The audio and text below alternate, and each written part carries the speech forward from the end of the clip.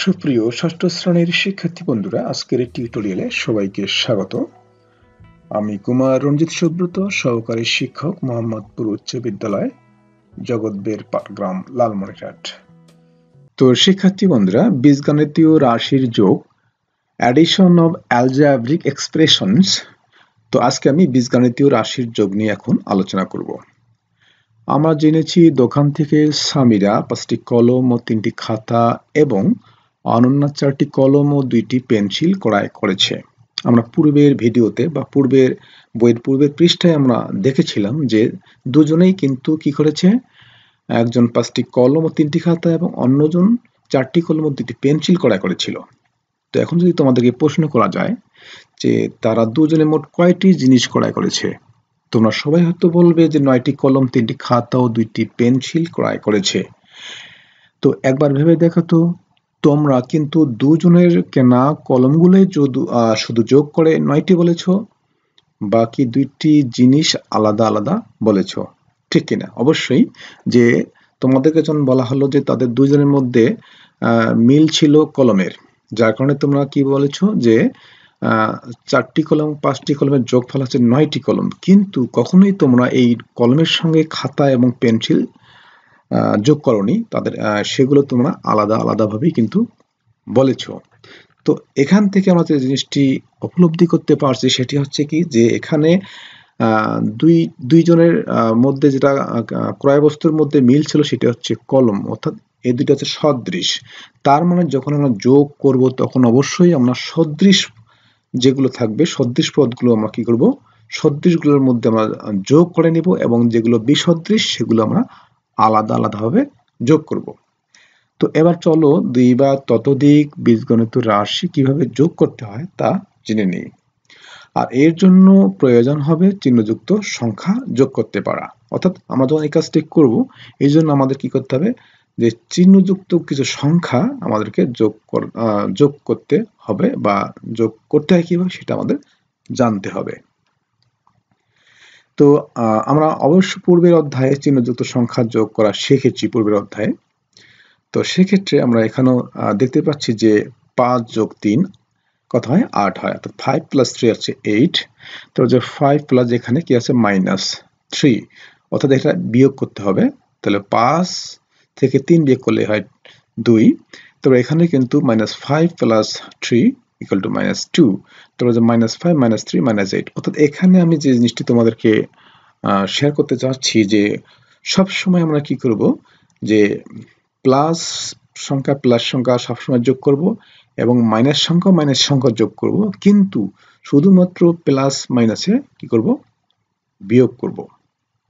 তো এখানে করার পর যে কাজটি করতে, প্লাসে প্লাসে যোগ করে সামনে প্লাস চিহ্ন হবে, অর্থাৎ দুইটি যদি প্লাস সংখ্যা হয় সেক্ষেত্রে যোগফল প্লাস হবে, এবং যদি দুইটা মাইনাস সংখ্যা সেক্ষেত্রে যোগ করে সামনে মাইনাস চিহ্ন দিতে হবে, এটাই পার্থক্য। আর বিয়োগ করার সময় তো প্লাস মাইনাসে কি হবে, বিয়োগ করতে যেমন এখানে -5 প্লাস 3, অবশ্যই এটা বিয়োগ করতে হবে। বিয়োগ করার পর বিয়োগফলের সামনে অবশ্যই যে বড় সংখ্যাটির সামনে যে চিহ্নটি ব্যবহার করা হয়েছে শুধুমাত্র সেই চিহ্নই কিন্তু এই বিয়োগফলের সামনে বসবে। তো এখানে তাই দেখো যে 5 -3 যখন আমরা বিয়োগ করছি তখন কিন্তু 2 হচ্ছে, এবং এই 2 এর সামনে কিন্তু কি হবে, প্লাস চিহ্ন। আমরা প্লাস চিহ্ন কিন্তু আমরা কি লিখি না, তো সেক্ষেত্রে আমরা প্লাস চিহ্ন আমরা সামনে লিখি না। সেক্ষেত্রে এখানে আসলে বড় সংখ্যাটি হচ্ছে 5, এর সামনে কিন্তু একটা অদৃশ্য প্লাস চিহ্ন আছে, যার কারণে কি হচ্ছে, বড় সংখ্যাটি প্লাস, ছোট সংখ্যাটি হচ্ছে মাইনাস। তার মানে বিয়োগ করার পরে বিয়োগ ফলের সামনে কি হবে, প্লাস চিহ্ন হবে। তো সেটা প্লাস চিহ্ন লেখার কোনো প্রয়োজন নেই।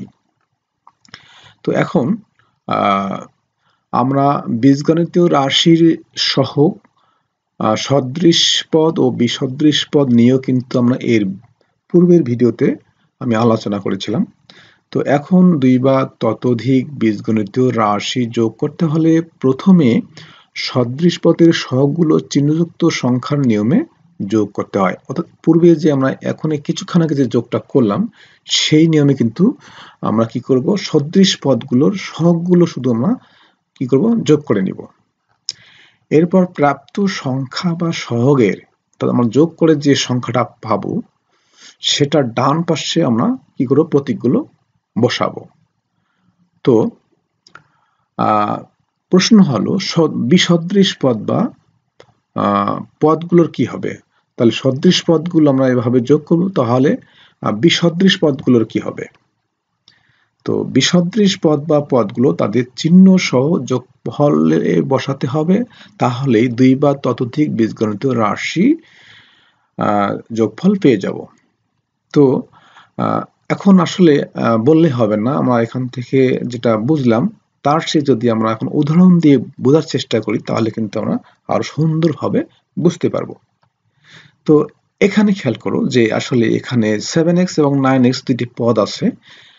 এই দুটি পদে কিন্তু কি পদ দুটো আছে সদৃশ, কেননা এখানে সাংখ্যিক সহগ 7 এবং 9, কিন্তু এখানে বীজগণিত উৎপাদক এখানেও x এখানেও x মিল রয়েছে, তার মানে পদ দুটি সদৃশ।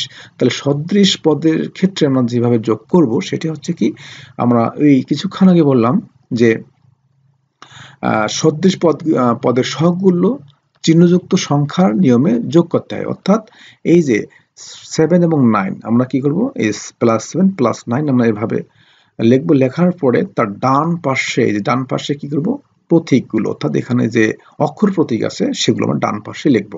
তো এখানে অক্ষর প্রতীক কি আছে, x আছে, সেক্ষেত্রে আমরা এখানে x লিখব। লেখার পর আমরা কি করব, এখানে এদের যোগ করে নেব। তাহলে 7 এবং 9 হচ্ছে কত, 16। তারপর হচ্ছে এখানে প্রতীক x আছে, সেখানে আমরা এখানে x লিখব। আশা করি বুঝতে পেরেছো সদৃশ পদগুলো কিভাবে যোগ করতে হয়। তো এরপরে আমরা এখানে আরো একটি উদাহরণ দেওয়া আছে। তো সেটি হচ্ছে যে এখানে মোট 4টি পদ রয়েছে। একটি হচ্ছে 2xy -3xy +6y এবং +11z। তো এখানে সবগুলো পদে কি সদৃশ? না, সবগুলো পদেই সদৃশ নয়। এখানে 4টি পদের মধ্যে কিন্তু 3টি পদ সদৃশ। তাহলে আরেকটি পদ যেটা আছে সেটা হচ্ছে বিসদৃশ। তাহলে এটা আমরা কিভাবে যোগ করব? আমরা পূর্বেই আলোচনা করেছিলাম যে এখানে আসলে সদৃশ পদগুলো আমরা যোগ করে নিব এবং বিসদৃশ পদগুলো আমরা কি আলাদা করে যোগ করব। তো এখানে খেয়াল করো যে এখানে এই সদৃশ পদ হচ্ছে 2xy -3xy +6y। তাহলে এই তিনটি আমরা কি করব, পাশাপাশি লিখব। লেখার পরে এখানে এই যে এই সদৃশ পদগুলোর যে সহগগুলো আছে যেমন 2 -3 +6 এগুলো আমরা এখানে বন্ধনীর মধ্যে লিখব। লেখার পর ডান পাশে কিন্তু আমরা কি করব, প্রতীকটা বসিয়ে দেব। প্রতীক হচ্ছে এখানে অক্ষর প্রতীক হচ্ছে xy। হ্যাঁ, যে সদৃশ পদগুলোর মধ্যে যে xy যে প্রতীকটা আছে সেটা আমরা ডান পাশে লিখব। লেখার পর বাকি যে বিসদৃশ পদটি থাকলো সেটা হচ্ছে 11z, সেটা আমরা পাশে লিখব। প্লাস আছে, প্লাস দিয়ে লিখব। এরপরে আমরা কি করব, এখানে আমরা তাহলে ওই যে আগের নিয়মে যোগ করব, যে পূর্বে আমরা বলেছিলাম যে যেগুলো প্লাসে যোগ করে নেব। তো এখানে +6 +2, তাহলে +6 +2 হচ্ছে +8, তারপর হচ্ছে -3, তারপরে এটা আবার লিখতে হবে, তারপরে প্লাস দিয়ে এটাও লিখতে হবে, এটা কোনো কাজ নেই।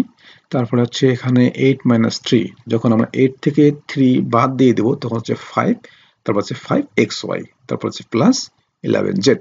যেহেতু বিসদৃশ পদগুলো আমরা কি করব, এবার যোগ দিয়ে লিখে যাব, কারণ এটা যোগ করা যাবে না, এটা আলাদাভাবেই লিখতে হবে। কারণ আমরা পূর্বের একটা গল্পে আমরা দেখেছিলাম যে অনন্যা এবং সামিরের মধ্যে তাদের শুধুমাত্র তাদের ক্ষেত্রে যে কলমের মিল ছিল, 5টি কলম 4টি কলম, এই 5টি কলম এবং 4টি কলম আমরা একত্রে বলেছিলাম কিন্তু 9টি কলম, এবং বাকি যে খাতা এবং পেন্সিল ছিল সেগুলো কিন্তু আমরা আলাদাভাবেই বলেছিলাম। সেক্ষেত্রে ওই উদাহরণটি যদি আমরা এখানে দেই সেক্ষেত্রে কিন্তু এখানে দেখা যাচ্ছে এই যে এই তিনটির মধ্যে মিল রয়েছে।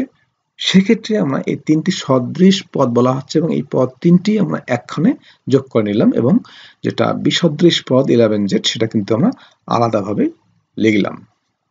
শিক্ষার্থী বন্ধুরা, আশা করি তোমরা বুঝতে পেরেছ। তো এখন 2 বা ততোধিক বীজগণিতীয় রাশির যোগফল কিভাবে নির্ণয় করা হয় সেটা নিয়ে আলোচনা করব। তো এখানে যে একাধিক বীজগণিত রাশির যোগটা কিভাবে করব আমরা। তো এখানে দেখতে পাচ্ছি আমরা যে এখানে দুটি বীজগণিত রাশি রয়েছে। হ্যাঁ, তো এখন আমরা সেটা নির্ণয় করব। তো এটা নির্ণয় করার জন্য দুইটি পদ্ধতি আমরা প্রয়োগ করব। দুইটা পদ্ধতিতে কিন্তু যোগটা করা যায়। তো সেক্ষেত্রে আমরা প্রথম পদ্ধতিটা হচ্ছে কি যে প্রথম যে রাশিটা আছে সেটা লিখবো, লেখার পরে যোগ চিহ্ন দিয়ে পরের রাশিটা লিখবো। লেখার পর এখানে আমাদের যে কাজটি করতে হবে সেটি হচ্ছে যে এখানে যে সদৃশ যে পদগুলো আছে সেগুলো আমরা একখানে লিখবো। যেমন এখানে 20ab এবং 4ab এই দুটা কি আছে সদৃশ, এই দুটো আমরা একখানে লিখে বন্ধনী দিব। তারপরে প্লাস চিহ্ন দিয়ে আমরা এই যে 15b এখানে আছে -11b এই দুটো আমরা পাশাপাশি লিখবো। তারপরে প্লাস দিয়ে এখানে এই যে 12a তারপর হচ্ছে -14a। ওকে, লেখার পর আমরা কি করব, এই যে এখানে এই যে সদৃশ পদগুলোর যে সাংখ্যিক সহগ আছে সেগুলো আমরা এইভাবে লিখবো। তো এটার সহগ হচ্ছে ab এবং এটার সহগ হচ্ছে 4। তাহলে এটা বন্ধনীর মধ্যে লিখে ডান পাশে আমরা এই প্রতীকটা লিখবো ab প্লাস একইভাবে আমরা এখানেও এদের সহগগুলো আমরা লিখবো 15 - 11 পাশে লিখবো প্রতীক b প্লাস এখানেও সংখ্যা প্রতীক বা সাংখ্যিক সহগ হচ্ছে 12 এখানে হচ্ছে -14 তারপরে পাশেই প্রতীক এ লিখবো, বীজগণিতীয় প্রতীক বা উৎপাদক। ওকে, এরপরে আমরা তাহলে যোগ করে নেব 20 এবং 4 অর্থাৎ 20 এবং 4 যদি আমরা যোগ করে 24 হয়, তারপরে লিখবো ab 24ab, তারপর হচ্ছে এখানে 15 - 11 তার মানে এখানে বিয়োগ করতে হবে, তার কথা হচ্ছে 4b।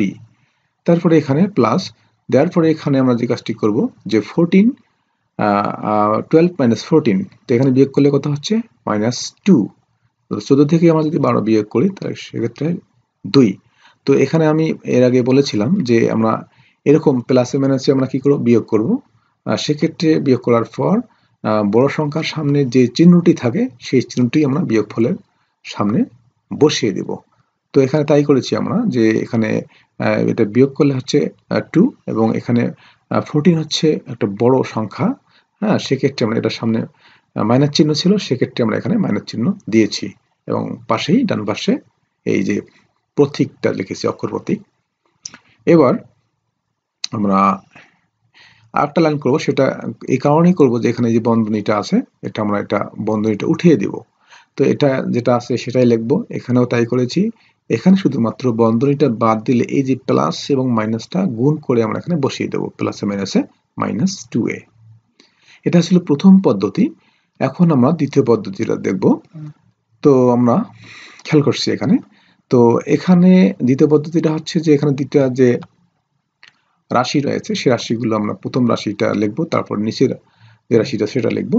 তো এখানে যে কাজটি করতে হবে যে এই কথাটা লিখতে হবে যে সদৃশ যে পদগুলো তাদের স্ব চিহ্ন সহ নিচে নিচে সাজিয়ে লিখবে। অর্থাৎ এখানে যেটা বলা হচ্ছে যে সদৃশ পদগুলো আমরা কি করব, সাজিয়ে লিখব। যেমন এখানে আছে প্রথম রাশিটা আমরা লিখবো, লেখার পরে প্রথমে আছে কি এটা সদৃশ যেটা আর কি, যেমন 20ab তার মানে আমরা তার নিচে 4ab লিখবো। তারপর হচ্ছে এখানে কত আছে 15b তার নিচে আমরা -11b লিখবো। এটা মোটামুটি মিলেই আছে। তারপর হচ্ছে 12a তার নিচে আছে -14a। লেখার পর আমরা কি করব, যোগ করব। তাহলে কি করতে হবে, এখানে আমরা 20ab তারপর হচ্ছে 4ab, কত হচ্ছে 24ab। তারপর এখানে আছে প্লাস 15b, এখানে আছে -11b, তার মানে এখানে কি হবে প্লাসে মাইনাসে বিয়োগ করব। তাহলে হচ্ছে 15 থেকে যদি 11 বাদ দিই তাহলে আছে 4b। তারপর হচ্ছে এখানেও 14a থেকে আমরা 12a যদি বাদ দিই তাহলে আছে 2a, তা বড় সংখ্যা হচ্ছে মাইনাস, এখানে মাইনাস হবে -2a। এটি হচ্ছে দ্বিতীয় পদ্ধতি। তো আশা করি তোমরা বুঝতে পেরেছো। এরপরে এখানে একটি জোড়ায় কাজ আছে, সেটি হচ্ছে যে প্রত্যেকেই যোগ বিয়োগ চিহ্ন সংবলিত 3 বা 4 পদ বিশিষ্ট কমপক্ষে 3টি বিসদৃশ পদযুক্ত বীজগণিতীয় রাশি তৈরি করো। তারপর রাশিগুলোর যোগফল নির্ণয় করে খাতা বিনিময় করো। একে অপরের ভুল যদি থাকে চিহ্নিত করো এবং আলোচনার মাধ্যমে সংশোধন করো। প্রয়োজনে শিক্ষকের সহায়তা নিতে পারবে। তো এখানে আসলে মূলত জোড়ায় কাজ বলতে দুইজনকে মূলত এই কাজটি করতে হবে। তো করার পরে কি করতে হবে, খাতা বিনিময় করে পরস্পরের মধ্যে যে ভুল ত্রুটিগুলো আছে সেগুলো সংশোধন করতে হবে। তো এখানে আমি তোমাদের বোঝানোর স্বার্থে আমি এখানে এখানে করার চেষ্টা করেছি। তো এখানে আমরা দেখতে পাচ্ছি যে 4 পদ বিশিষ্ট 3টি সদৃশ ও বিসদৃশ পদযুক্ত বীজগণিত রাশি, 4টি পদ বিশিষ্ট। তাহলে এখানে এই যে খেয়াল করো, তো 4টি পদ রয়েছে, মূলত 1টা 2টি 3টি 4টি। তো 4 পদ বিশিষ্ট 3টি সদৃশ ও বিসদৃশ পদ যুক্ত বীজগণিত রাশি। তাহলে 4 পদ বিশিষ্ট 3টি সদৃশ পদযুক্ত বীজগণিতের রাশি। তো 4টি পদের মধ্যে 3টা সদৃশ, যেমন এই যে এখানে 4 পদ বিশিষ্ট 3টি সদৃশ ও বিসদৃশ পদযুক্ত বীজগণিতের রাশি। তাহলে এখানে 3টি আমরা কি লিখেছি, রাশি লিখেছি এখানে। তো 3টা রাশির মধ্যে দেখা যাচ্ছে 3টা বীজগণিতীয় রাশি। এই 3টে বীজগণিতীয় রাশির মধ্যে দেখা যাচ্ছে 4টি পদ আছে প্রত্যেকটিতে, তার মধ্যে 3টি সদৃশ। খেয়াল করো যে এখানে এই যে এখানে 6ax আছে, এখানে 3x আছে, এখানে ax আছে। তারপর হচ্ছে এখানে 5by মাইনাস 5by, এখানে by, এখানে হচ্ছে 8by, তারপর 7c 2c c। তার মানে এই 3টা যে বীজগণিতের রাশি আছে 4 পদ বিশিষ্ট, তার মধ্যে 3টি সদৃশ এবং বাকি 3টি কি বিসদৃশ, মানে মিল নাই। তারপর হচ্ছে সদৃশ পদগুলো তাদের স্ব চিহ্ন সহ নিচে নিচে সাজিয়ে লিখে পাই। তো আমরা এখন লিখব, এভাবে লিখবো আমরা যে এই যে যেগুলো সদৃশ, যে ax ax x, এটা আমরা নিচে নিচে লিখেছি। তারপর হচ্ছে by by by, এবং এটার সামনে যেটা আছে চিহ্ন সেটা লিখবো, এবং তার সামনে আবার যে সহগগুলো আছে সেগুলো আমরা লিখবো। তারপরে এখানেও মিল করেছি আমরা, এই যে সি সি সি, অর্থাৎ 7c 2c c। এরপরে আমরা এখানে -4k, তারপর হচ্ছে 6z-k।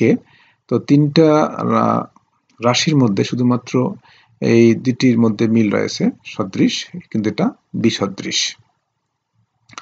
অবশ্য আমরা এখানে একটা কাজ করতে পারতাম, যদি আমরা এখানেও এই যে এখানে দুইটার মধ্যে আমরা আর অন্য যে কোনো একটা পদ লিখতে পারতাম, যেহেতু এখানে বলা হয়েছে যে 3টা সদৃশ এবং একটা বিসদৃশ।